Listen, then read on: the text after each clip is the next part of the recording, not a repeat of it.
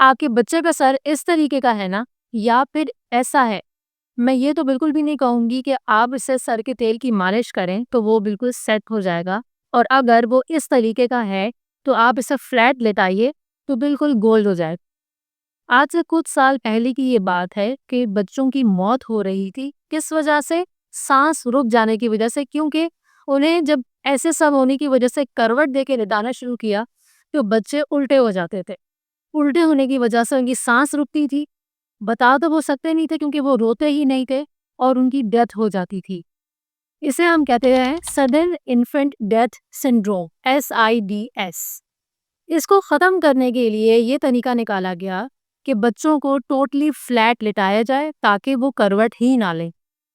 Totally flat लिटाना शुरू किया तो ऐसा सर बनना शुरू हो गया।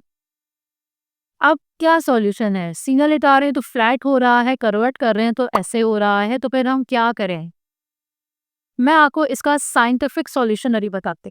तो चलिए वीडियो शुरू करते हैं। मेरा नाम है डॉक्टर हिना बेग, मैं एक मेडिकल डॉक्टर हूँ एंड न्यूबॉर्न केयर एक्सपर्ट। अगर आप एक न्यू पेरेंट हैं और अपने बच्चों के कॉमन हेल्थ इश्यूज का सॉल्यूशन रिसर्च बेस्ड चाहते हैं तो ये चैनल आपके लिए है।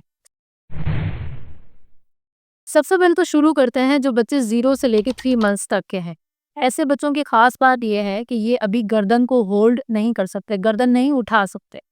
तो हम वो वाले साइंटिफिक सॉल्यूशंस इन पे अप्लाई नहीं करेंगे जो 3 मंथ्स अबव बच्चों पे अप्लाई किए जा सकते हैं बआसानी। तब आपने क्या करना है?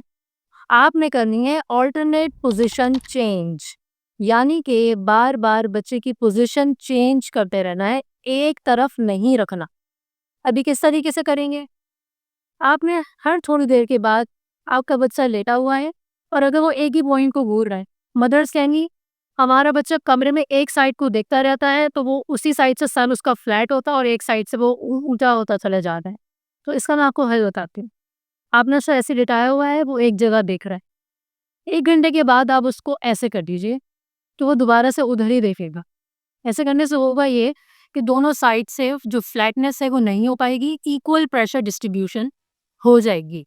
अब इसका मेन कॉन्सेप्ट आप समझ लीजिए। बेसिकली हेड की जो प्रेशर डिस्ट्रीब्यूशन है वो इक्वल होनी चाहिए। इक्वल मतलब कि एक साथ एक ही तरफ प्रेशर आ रहा हो, ये ना हो कि इधर से प्रेशर आ रहा है और इधर से नहीं आ रहा, या पीछे से आ रहा है इधर से नहीं आ रहा। तो वो वहां से पिचकना शुरू हो जाएगा, वो फ्लैट होना शुरू हो जाता है। बच्चे की स्कल की बोन्स अभी बहुत ज्यादा नरम होती हैं, नाजुक होती हैं और ऐसा होना जरूरी होता है। क्यों होता है वो मैं आखिर में बता दूंगी। फिलहाल अभी आपको ये समझने की ज़रूरत है कि आपने ऑल्टरनेट पोजीशन चेंज करनी है। ये वाले रीज़न होने के बावजूद कि आपका बच्चा एक ही पॉइंट को बार-बार घूरता रहता है। अब आ जाइए जो 3 महीने से बड़ी उम्र के बच्चे हैं, 6 माह तक के। ऐसे बच्चे अपनी गर्दन को होल्ड कर सकते हैं। गर्दन होल्ड करने से फ़ायदा ये हुआ कि आप उनको बार-बार गोद में उठा के रखिए। गोद में जब आप उठा के रखेंगे तो ऐसे करने से सर पे कहीं से भी प्रेशर नहीं आओ, तो इक्वल प्रेशर चलना शुरू हो जाए। टमी टाइम यानी पेट के बल लेटा, ये भी एक सॉल्यूशन है। टमी टाइम आप 0 टू 3 मंथ्स के बच्चे को भी दे सकते हैं, लेकिन वो इतना अच्छा नहीं हो रहा होता है, कम-कम टाइम के लिए हो रहा होता है। अच्छा जो वो शुरू होता है ना, वो 3 मंथ्स के बाद ही शुरू होता है। तो 0 टू 3 मंथ्स के अलावा वाले टाइम पे आप बच्चे को पेट के बल लेटाना शुरू करें, क्योंकि वो नेक होल्ड करना शुरू कर देता है। तो ऐसे करने से भी इक्वल प्रेशर डिस्ट्रीब्यूशन हो जाएगी। थर्ड सॉल्यूशन क्या है? जो राई के मेथी दाना के जो तकिए बनाती हैं हमारे बड़े लोग, वो सबसे बेस्ट होता है। और उसके अंदर एक चीज़ का ख्याल करना है। आपने मार्केट के जो नॉर्मल जो गोल तकिए आ रहे होते हैं, जिनकी सिर्फ़ गोल बीच में सेंटर जगह खाली होती है, आस-पास में फ़ोम लगा हुआ होता है, वो ठीक नहीं होता। असल जो या तो मेडिकेटेड लीजिए प्रॉपर या घर में बनाने तकिए। इससे होगा क्या कि बच्चे का जो सर है और शोल्डर और गर्दन, ये एक साथ एक लेवल पे आ जाए। तकिए जो होते हैं, जो घर के बने हुए होते हैं, वो सेट ही इस हिसाब से होते हैं जैसे बच्चे का पोज़ीशन होती है, जैसे बच्चे की अपनी बॉडी पोस्चर है। मार्केट वाले तकिए बच्चे को और ज़्यादा वो ख़राब कर देते हैं, मामला वो सेट नहीं रहता। अब आ जाता है कि बच्चा 9 महीने से ऊपर हो चुका है लेकिन सर अभी तक ख़राब है, मैंने पहले ऐसे नहीं किया, मैं अब क्या करूँ? देखिए इसका जो हल है वो है हेलमेट थेरेपी। अब हेलमेट थेरेपी क्या चीज़ है? ये बेसिकली एक प्लास्टिक का एक स्ट्रक्चर होता है, बिल्कुल सर की शेप का और अंदर से फ़ोम लगा हुआ होता है।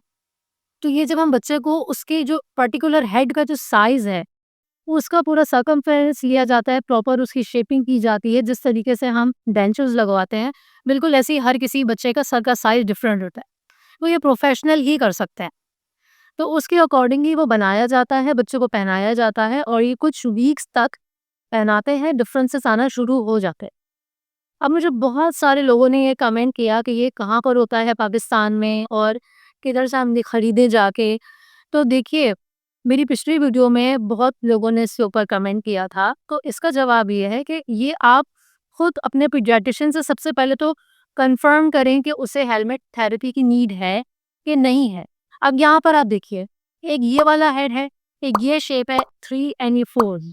अब जो 4 वाली है ये सिवियरिटी फॉर्म है। सिवियर फॉर्म में ही हेलमेट थेरेपी की ज़रूरत होती है, अदरवाइज़ नहीं होती। पहले ये वाली बात कंफर्म होनी चाहिए।